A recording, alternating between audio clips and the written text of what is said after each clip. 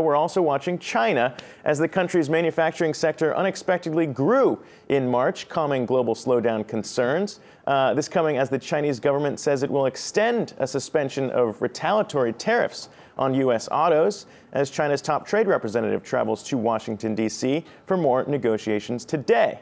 Yahoo Finance's Rick Newman joins us now to discuss the latest, Rick, everyone's favorite saga, not going anywhere, the U.S.-China trade talks, and now we get to join them here stateside. It's not as bad as Brexit. I mean, Sure. That's one thing you can say about it. I mean, it's not just a continual slide off the cliff.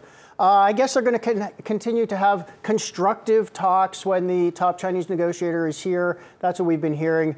Honestly, no signs of a breakthrough or an imminent deal. And I mean, it wouldn't surprise me if this were the state of play for another 3 or 4 months, honestly. It's always hardest to get through the issues you raise at the very end. You know, you always leave the toughest issues till the end. Mm-hmm. That's when each side thinks it's going to have the most leverage to demand concessions from the other. I don't think that is the way this is going to break. And I think the Trump administration is sort of sliding down the rink on this one without knowing exactly where it's going to stop.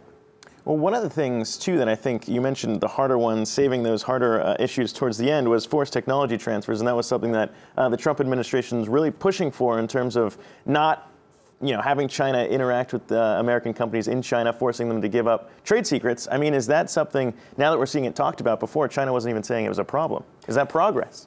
Well, I mean, the trade experts who are knowledgeable about China and are watching this are saying there could be some kind of cosmetic deal, but China is not going to change the way it manages its economy. I mean, these are fundamental pillars of the Chinese economy.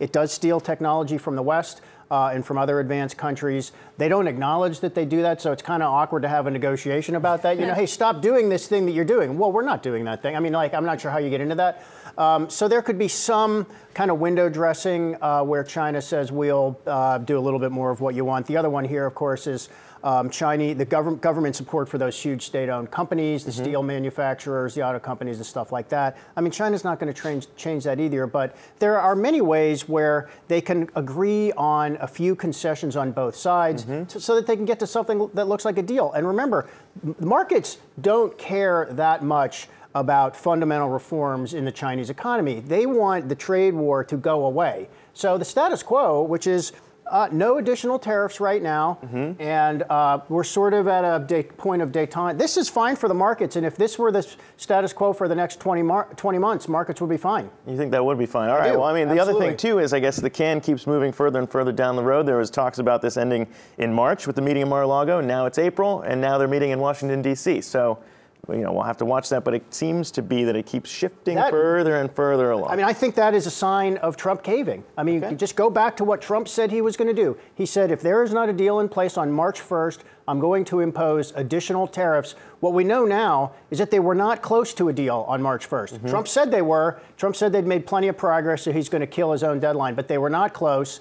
And Trump is not going to do it. I think he basically hinted to the world, I don't have the guts to impose those additional tariffs. I think he did. Showed his hand. All right, Rick Newman, we'll check back in with you as this one continues to move along.